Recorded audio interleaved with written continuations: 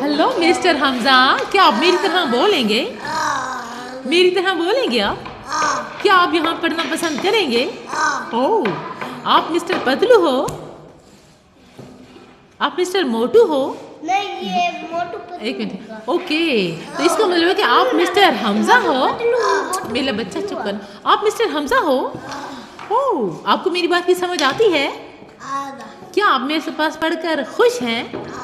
कितना खुश हो? क्या मैं आपको थप्पड़ मारती हूँ? ओह, डंडा मारती हूँ? गुस्सा करती हूँ? हाँ? अच्छा, इसको मैं गुस्सा करती हूँ। अच्छा, फिर आपको अच्छा लगता है जब मैं गुस्सा करती हूँ? अच्छा लगता है या बुरा लगता है? अच्छा। फिर तो मैं लगाऊंगी भी सही, समझ आई है? ठीक है, पैसे अपनी जेब में रखिए और अपनी नोटबुक निकालो, फिर हम पढ़ेंगे। ठीक है? ठीक है।